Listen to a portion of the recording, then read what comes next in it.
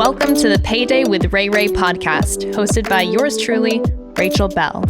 I'm here to make your life easier as an entrepreneur and teach you everything I've learned about building multiple seven-figure online businesses. And on this podcast, I'll be giving you my best advice, trainings, and mindset shifts so you can grow your business and, most importantly, make every day your payday. Hello, welcome back to Payday with Rayray. I'm Rayray, your host, as usual, and today is going to be a quickie. We're going to get it in, get it out. It's going to be really, really quick and easy. We are going to do an Ask Rayray segment. This is something new that I want to try. I think it'll be a banger because a lot of you guys submit questions to me day after day, either follow-up questions to the podcast episodes that I release, or you see a piece of content and you just want to know more in-depth information about what I'm sharing, or you just have a random ass question you want to ask me. And I figured that it would be a great opportunity to just take time today to break down all the most frequently asked questions from the past couple of weeks and give you the answers in a rapid fire format. So today, just to put it simply, is going to be a Q&A segment, and I'm going to cover a large amount of topics. We are going to talk about how to be more creative or in flow with your content creation. We're also going to talk about time management and how to block out your days and your work schedule.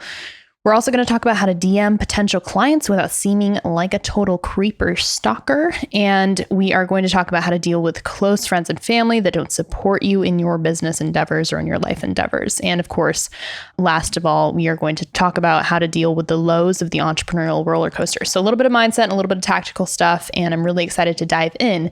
And before we do that, I need to educate you about the sponsor of this episode.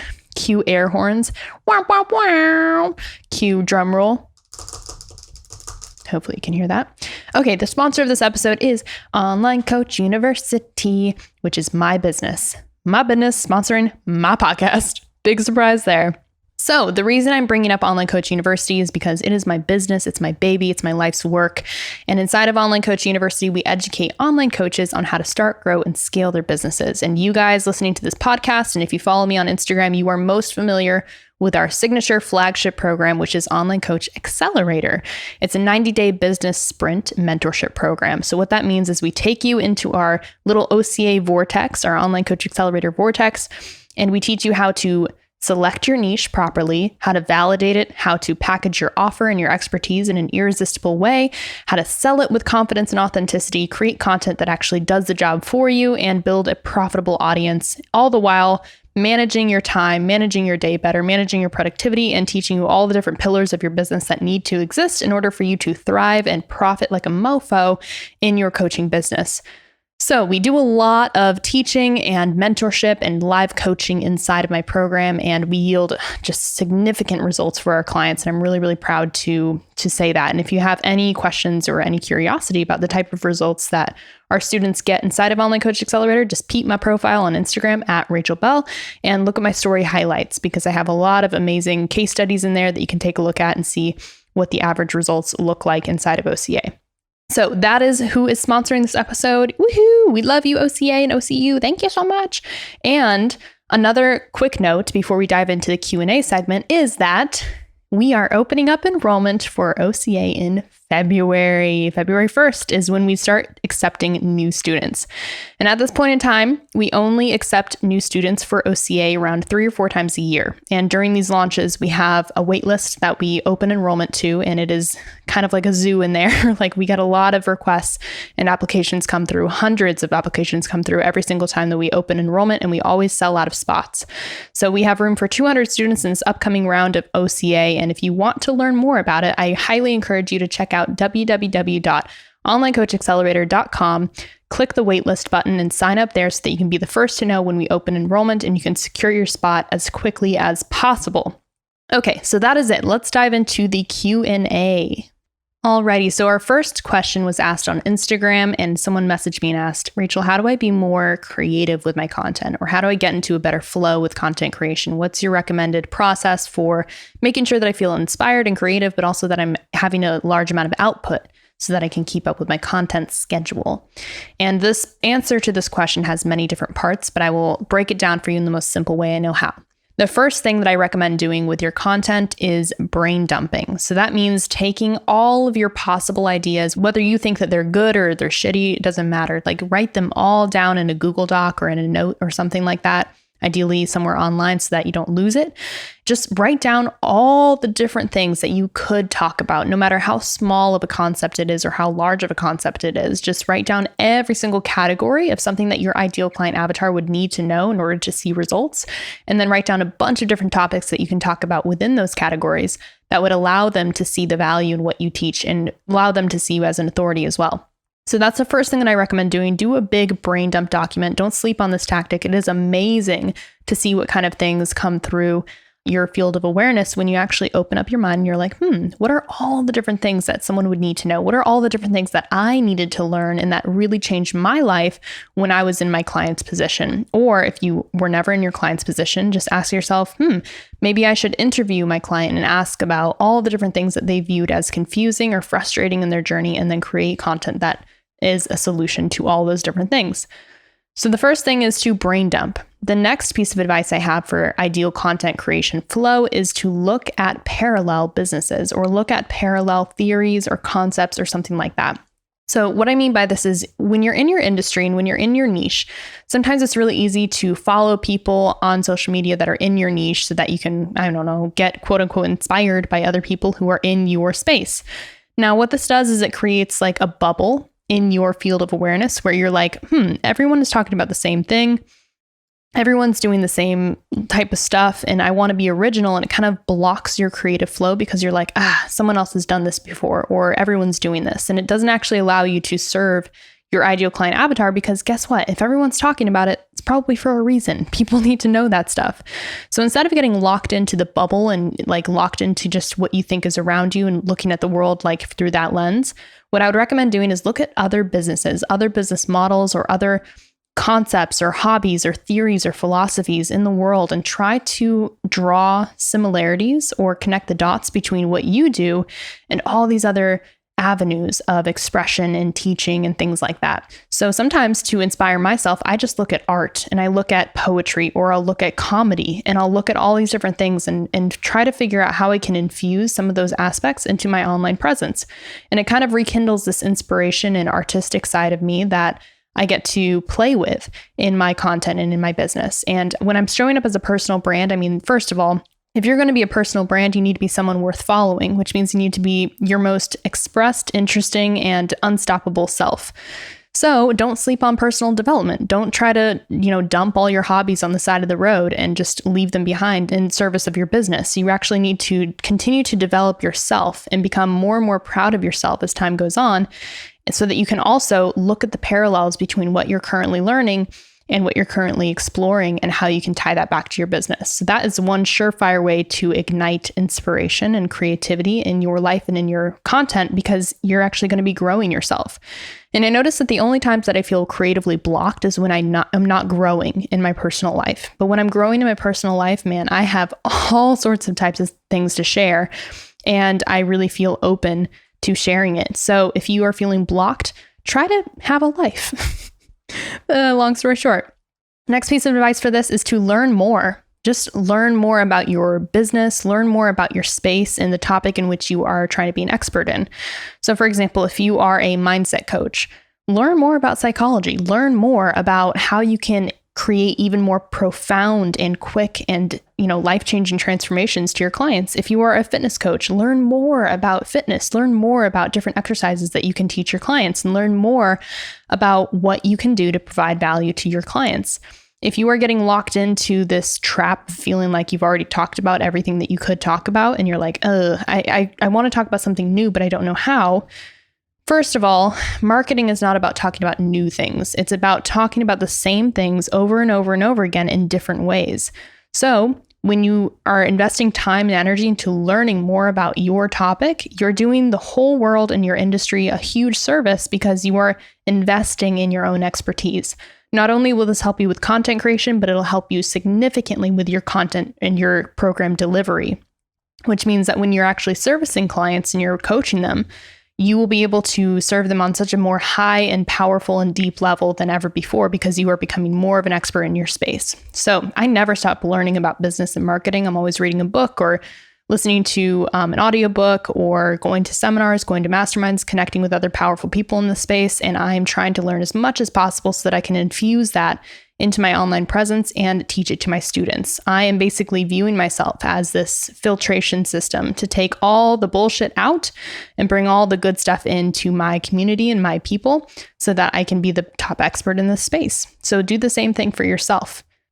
The next piece of advice I have for content creation and flow is to create spaciousness. Sometimes we have tunnel vision and we're like, go, go, go, get the to-do list done. Check, check, check the boxes.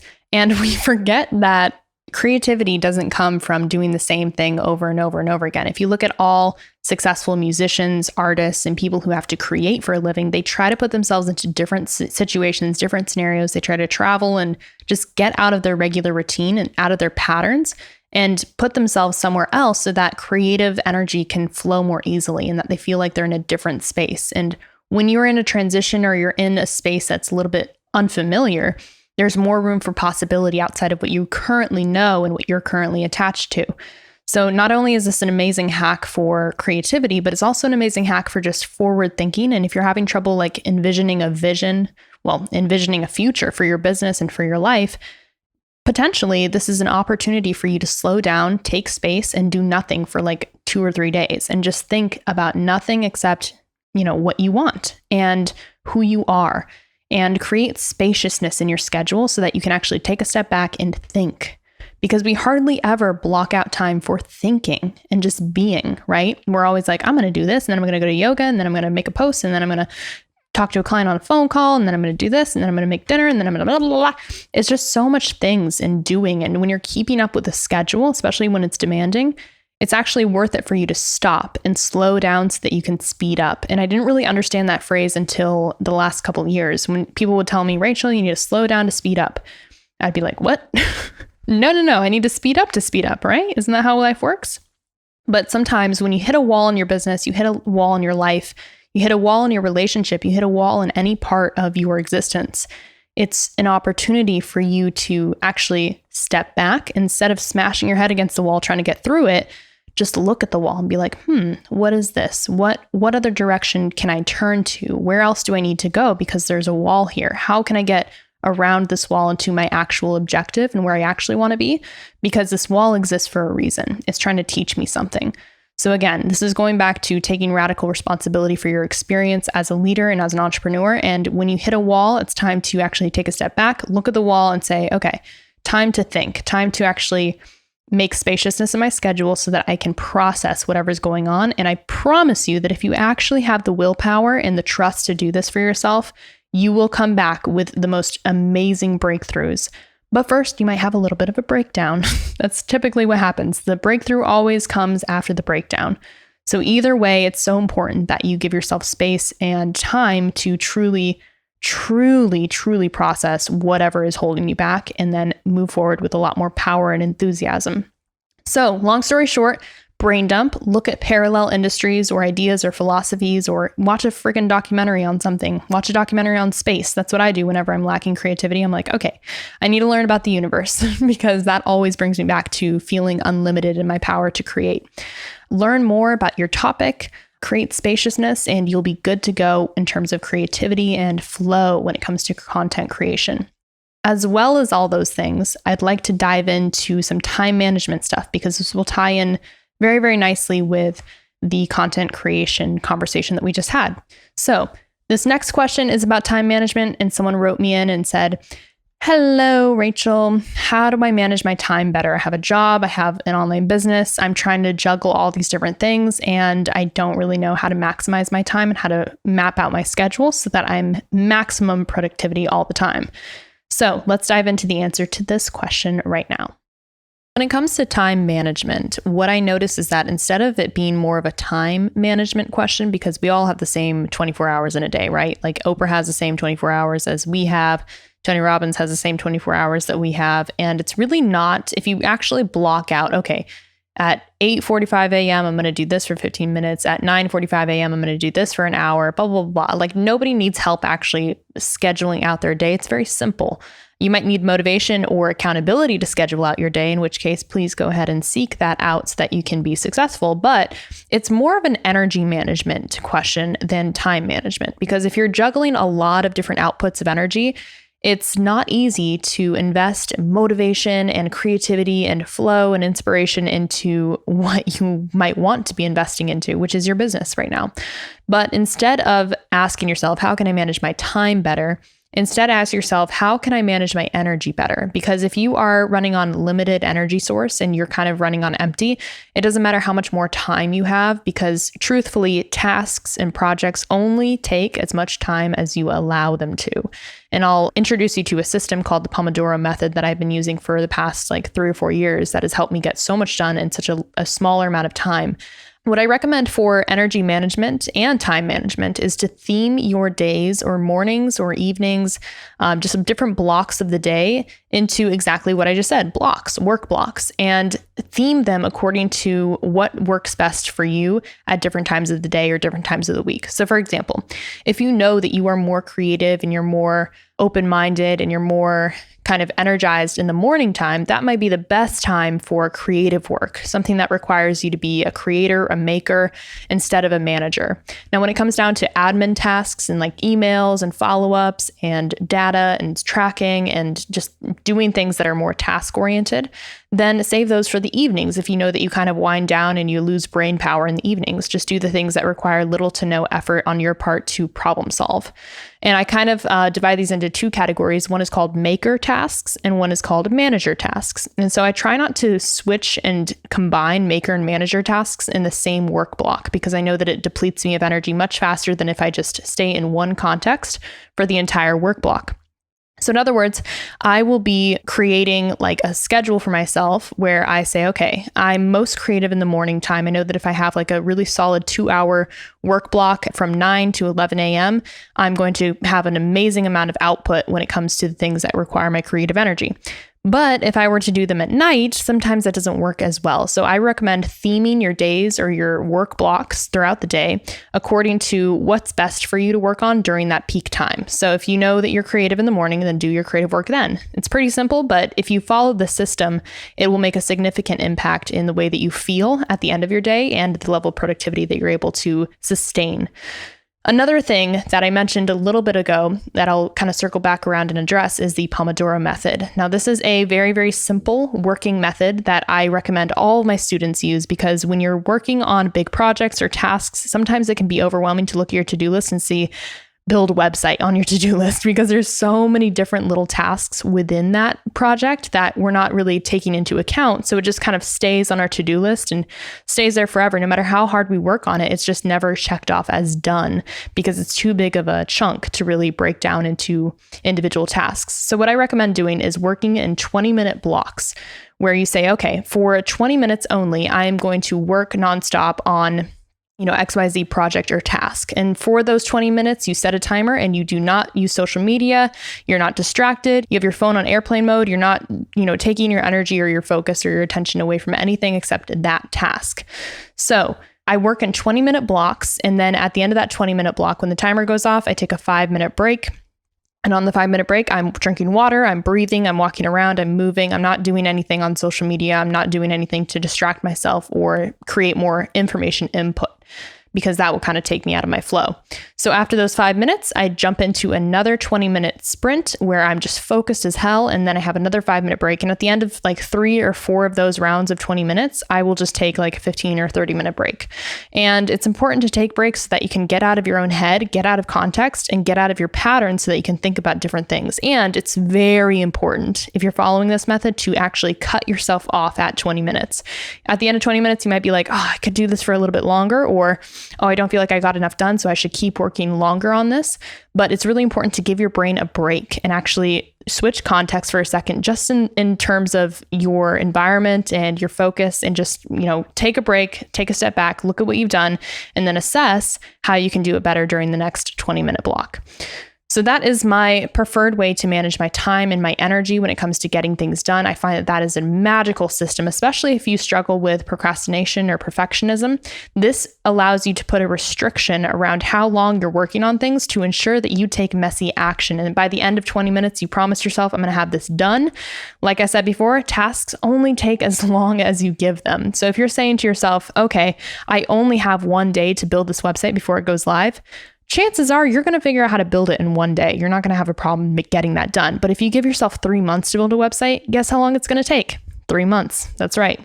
So working in 20-minute blocks not only allows you to start and just get over that procrastination habit, but also it allows you to keep your inner perfectionist in check and under control so that you can actually move forward instead of overthinking yourself into inaction. So the next piece of this time management / energy management conversation is to plan ahead. And this is, again, such a simple thing. And I find that when I'm talking about time and energy management, the more complex I make it and the more apps and softwares I introduce, the less you actually get done. Like, it's not really that complicated. You have a certain amount of hours, you have a certain amount of energy, and it's just a conversation of like fitting your energy into your day and when you work best and how to maximize that. So when it comes to planning ahead and planning your work week, I recommend sitting down on a Sunday night or a weekend night and just figuring out what are the most high impact things that you can do. Kind of like, what are the biggest dominoes that if you tip them over, everything else kind of falls into place. And to find the answer to this, you might need to brain dump all the different things that you think you need to do, all the different tasks that you think you should do, that you want to do, things like that, and then divide them up into categories and figure out, okay, what is going to get me closest to my maximum goal? And if your goal is income, then of course you're going to be doing a lot of income producing activities like reaching out to people, creating content, doing sales calls, things like that, creating applications, all that stuff. So you want to make sure that you're planning out your week according to what the biggest and most important projects are, because there's some, type of temptation to just work on the urgent things, especially if you're like a pressure performer and you work really well under pressure and deadlines and due dates and all that stuff, like me. But it's really, really important to make sure that you're not just caught up in the doing and actually not getting anything meaningful done. Okay. That's definitely not a good feeling to know that you've worked 60 hours in your business that week. And then you look back and you're like, well, what did I get done? Like, nothing's actually in existence. So make sure that you're planning your week ahead. I like to do it on Sundays and just say, okay, what are the 3 main things that if I got done this week, I would be like strides ahead of where I am today. And I just work on those things and divide them up into little 20-minute tasks and then attack it the next following days. So I recommend doing that for time and energy management. If you follow that system, just understanding that you need to theme your days or your mornings and your evenings and your work blocks according to when you are most creative or admin oriented, and then you work in those 20-minute blocks and you plan ahead, you will be in amazing shape to get shit done. Another big question that I got DM'd this probably 7 times just in the past couple days on Instagram. They were like, Rachel, I know that you recommend reaching out to people and forming relationships with potential clients, but how do I do that without seeming like a total stalker and a creep? And like, how do I even start a conversation with people? So here is my best advice for that. In OCA, Online Coach Accelerator, we go so deep into exactly how to start a conversation. We give you scripts and everything that you can try out and customize according to your niche and who you're talking to. But I will just break it down into the main principles, the leading principles that really, really will impact your success rate when it comes to getting conversations started with potential clients and introducing them to your offer. The first thing you need to know is that this industry and today's world is so overloaded with information. It's not necessarily that you need to, when I say like lead with value, which I will absolutely recommend, when you reach out to potential clients, you absolutely need to lead with value. But sometimes what that means to you in your brain is like, oh, I need to give them trainings. I need to give them information. And yes, that's helpful, but not unless they ask for it and not unless you're absolutely certain that that's the information that they want and need and request from you. So instead of leading with quote unquote value, try to lead with utility and curiosity, meaning you should be the most curious and interested person in the world when it comes to talking to this person. Figure out what's the biggest problem that they have in the space that you teach in, and then do something to solve it for them. That is the quickest and most effective way to solve a problem, build trust, build a like relationship with them, like, the know, like, and trust conversation that we've covered in different podcast episodes. In order for someone to purchase from you, they absolutely need to know, like, and trust you. So giving utility and solving a problem for them is going to be the fastest way for you to get there. And of course, the most authentic way for you to get there, because you're actually providing more value than just information. You're actually solving a problem for them or connecting them with a resource or a person who can solve it for them. And another thing to remember is that these are cold leads, which means they don't know you, they don't like you, and they don't trust you. So if you were, dating someone, for example, or you're going on a date with someone. And in the beginning of the date, the person is like, so I'm looking to get married in 6 months and I would really like you to commit to that. So what can I do to get you there? You'd be like, whoa, buddy, I don't even know if I like you, if I know you, or if I trust you. You haven't done anything for me. I don't really know what I feel about you. And quite honestly, it has an air of desperation around it where you're like, frick, why does this person want me? Do they want me for the right reasons or not? And that your leads will absolutely think the same thing. It's just like dating or courtship. When you are starting a relationship with someone, it's very, very important to lead with just love, abundance, openness, and no pressure, no attachment. And remember that when you're talking to these people, you have to really have an energy that you don't need or want anything from them. You simply want to give and serve. And if you are truly rooted in that energy, which can be challenging if you are struggling financially and you're like, fuck, I really need a couple clients this month. I understand that. But if you were leading with the energy of not needing or wanting anything from anyone, people will be naturally drawn and magnetized to you like nothing else. I can speak from experience, and I can speak from witnessing so many of my most successful students really embody this energy. And inside of Online Coach Accelerator, we call this concept HILA, which stands for high intention, low attachment. So you have a very high intention for this potential lead to sign on with you, change their life, and really, really support them on a deeper level, but you're not attached to it. So in other words, the energy behind this conversation with potential clients should absolutely be like, hey, you need me, I don't need you. So how can I get you closer to your goal, not wanting anything from them?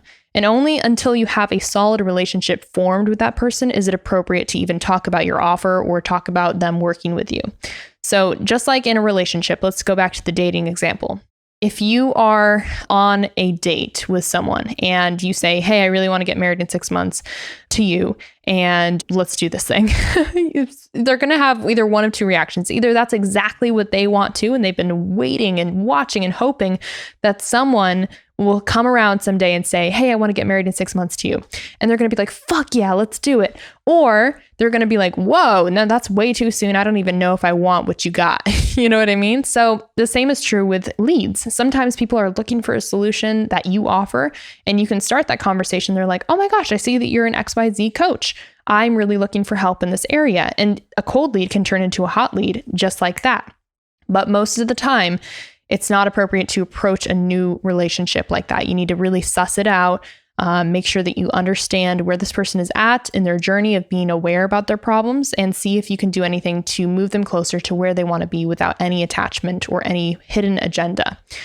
Okay, so that is that question. The next question I want to address is, how do I deal with my close friends and family that do not support me? This is a big question that I get so often, and I really want to dive into this because it needs to be talked about. Because, entrepreneurship, you start out and you're like, hell yeah, I'm going to make 10K per month. I'm going to do all these things and I'm going to be independent. I'm going to have freedom, laptop lifestyle, baby, #hustle. And then you get started and you start getting all of this feedback or opinions or doubt, or maybe insecurities start popping up with you about, what do other people think of me? Or what do my close friends think of me? What does my family think of me? Especially if they don't support you and they're outwardly expressing that they don't support you in your endeavors. So how do you navigate this situation? The first thing that I want to get super clear on, and that will provide you some sense of relief, is that honestly, you were put on this earth not to be understood and to seek being understood by others. You are here on this earth to understand yourself. And so that is truly what I genuinely recommend your focus be when it comes to trying to get validation or support or permission from people around you.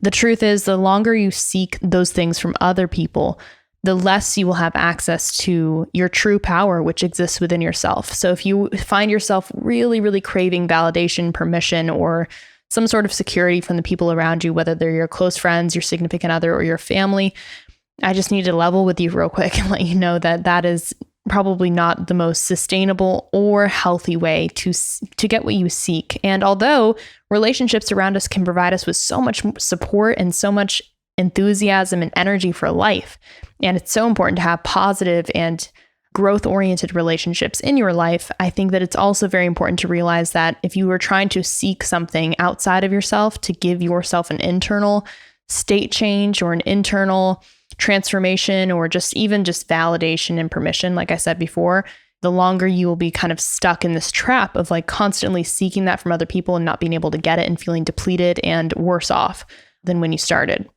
So a couple things to note here.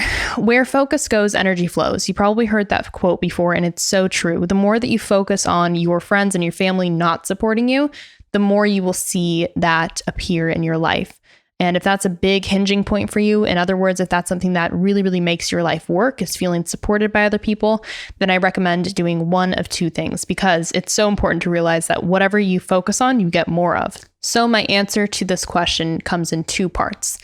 The number one thing is, if you're focused on people not supporting you, that's what you're going to get more of. But if you focus on the type of relationship that you do want in your life, the type of friendships that you do want in your life, and the type of behavior you want to see from your family, your friends, and the people around you, that's what you should focus on. Focus on the positive, abundant relationships that you really, really want to attract in, and start painting a vision of that for yourself, either through journaling or through art or through expressing and just talking about it. Seek people out through other Facebook groups, message people on Instagram, really try to find friends out there, because let me tell you this, everyone out there could use one more amazing, positive, encouraging, growth-oriented friend. It's just the truth. So if you find yourself wanting different types of relationships that are super supportive, then focus on that and go seek them out.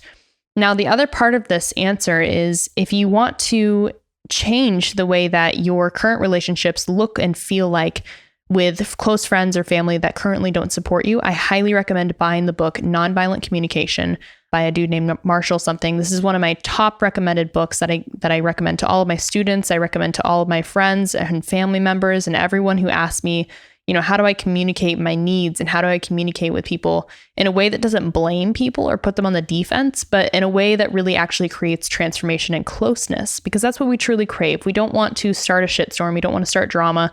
And a lot of times we'll stay quiet about our desires and our frustrations with other people because we don't want to make a scene or create any strife or conflict. But if you are abandoning and neglecting your own needs and your own desires for what you want that relationship to look and feel like, you're not doing either of you a favor. In fact, you're doing more harm than good by trying to be the peacekeeper instead of taking a stand for what you truly want to experience. Because chances are, if you want to experience a more supportive and positive relationship with someone, it'll be very telling for you to see how much that person can fit into your life realistically when you present that to them in a really open and loving way, and then they choose to not honor that, or they choose to fight back, or they choose to abide by that and meet you in the middle. So it'll be very telling for you to see where your relationships are actually at if you use the nonviolent communication frameworks to express what you need and what you want from people. And it's okay to need and want things in your relationships. Your needs are completely valid. And the framework, just to give you a sneak peek into what he teaches, it comes in like 4 parts, I think. And the first part is observation. So just observing, hey, what's up, Dad? I have observed that whenever I tell you about one of my successes, you often dive into pointing out things that I could do better instead of just, congratulating me. And then you would dive into your feelings about that observation. Instead of saying, you make me feel XYZ, you would say instead, when this happens, I tend to feel hurt and I tend to feel small. And then you go into your needs. Okay. So then you dive into what your needs are. And you'd say, I actually have a need for connection and celebration and just appreciation. When I share my successes with you, I'd really love to just be celebrated and connect deeper with you and share with you what I've been creating. That's my need. And then you are able to make a request. So you would say, so Dad, if you are willing to meet me halfway, and this all makes sense to you, then I would love to request that when I do share successes with you, you first take a moment to celebrate with me and then ask me permission or ask me if I want feedback on what I've done. Okay, so that's basically the framework and what it looks like in a conversation. It's a very fair way to express your needs without blaming or putting the other person on the defense. So it goes observation, your feelings, your needs, and then a request. And that is one of the most life-changing books I've ever read. And I highly recommend that if this is something that continually comes up for you and you're struggling with how to communicate your needs to other people, that's what you dive into. Nonviolent communication. Go buy it. Amazon Prime that shit. And then the final question to top off this episode of Ask Rayray, we are going to address this one. Someone wrote me in and asked, okay, Rachel, I have so many highs and lows. I want to love life and I want to be free and be happy, but Not going to lie, this entrepreneurial roller coaster is really intense, and I would love to know how to deal with the lows of the entrepreneurial roller coaster a lot better. And this one is, again, like a big topic, but I will break it down as simply as I can, and it goes into basically 4 parts. Number 1, please remember that your entrepreneurial roller coaster is exactly that. It has ups, and for every up, there is an equal down, and for every down, there is an equal up. And this is just a season, and like seasons, like literal seasons, it will come and it will go repeatedly. So the trick is not to figure out how to avoid the lows. In fact, the more you try to avoid the lows, the more they'll probably show up for you. It's funny how that works. And what I would recommend addressing within yourself and actually doing some self-assessment with is, am I trying to avoid struggle in my business? Am I trying to avoid pain? Because if you're trying to avoid pain, then you're also avoiding so many amazing and incredible learning opportunities and lessons that you could gain from that pain. And if you think back to, and this is kind of the second part of my advice to this question, is if you think back 5 years ago to the point in which you were really, really struggling with something 4 to 5 years ago, think about something that was really, really bugging you, that was really weighing on you heavily, and you felt like you were at a super low point. And ask yourself, am I grateful for that low point in my life? Like overall, did it teach me something about myself or about the world or about others that I really value to this day? And if the answer is yes, then just think about fast forwarding yourself 5 years in the future and looking back at this point that you're in right now and bringing in gratitude and stillness to the fact that this is something that someday you are going to be extremely grateful for. No matter how low and how frustrating and how painful it might be right now, this is something that is shaping you into a total badass, someone who is able to handle and deal with anything that life throws at you. So instead of being like, oh my gosh, this is too hard, this is too much, I can't do it, shift into, wow, bring it on, life. Like, teach me everything I need to know, because I clearly have a lot to learn if I'm still dealing with the highs and lows and I'm not able to feel like I'm in charge of it. And then the third part of my advice to this question is stop arguing with reality and learn the lesson. This is so important. When things show up in our life, I truly, truly believe that you don't attract what you want, you attract what you are. And so in my life, when I notice that there's a lot of relationships that are going haywire, or there's a lot of people violating my boundaries, instead of being like, oh, this person's a bitch, they violated my boundaries, I take a moment to self-assess and say, Rachel, how are you allowing this to happen over and over and over again? Like, what do you need to learn and express in order to make sure that this doesn't happen again and that you're able to attract higher quality relationships that don't violate your boundaries?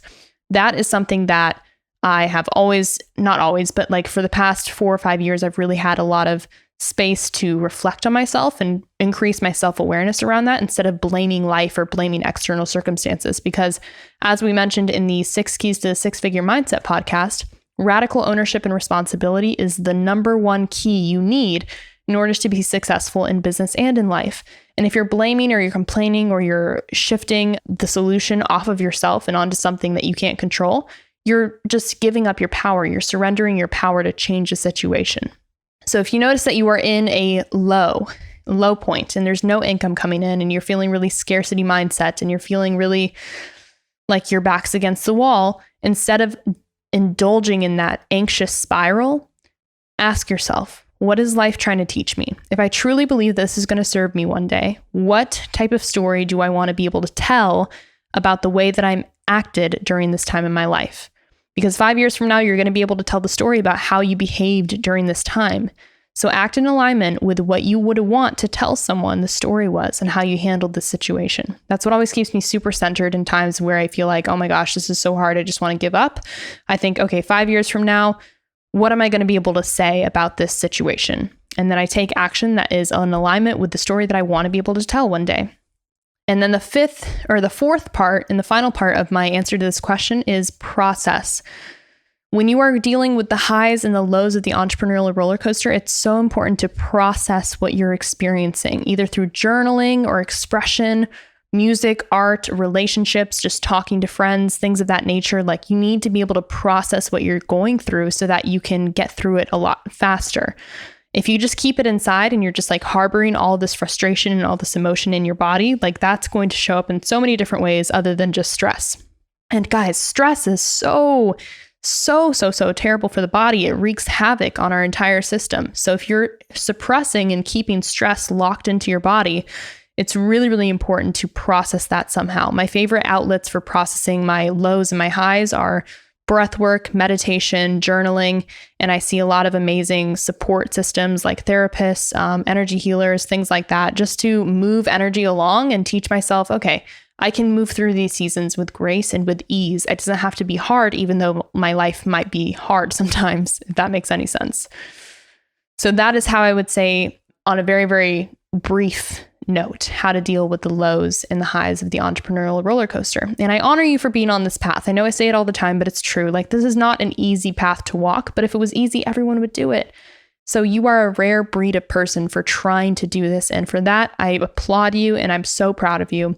And all I have to say to you is keep going. Don't give up. I hope that you guys enjoyed this Ask Rayray segment. If you like more, then let me know on Instagram, tag me at Rachel Bell. And remember that if you want help growing and scaling your online coaching business, we are opening up enrollment for OCA very, very shortly here. So go to www.onlinecoachaccelerator.com, sign up for the waitlist, and you'll be the first to know when we open enrollment in February 1st. All right, guys, that's it for today. Thank you for joining me, and I will see you next Friday for our next Payday. I hope you enjoyed this episode, and if you did find it super valuable, you just want to share it with the world, make sure you screenshot, post, and tag me on Instagram so I can stalk your profile and we can connect more. And to get notified on the next episode here on Payday, go ahead and subscribe to the podcast on iTunes so you never miss a beat. Get out there, secure the bag, and I will see you next Payday.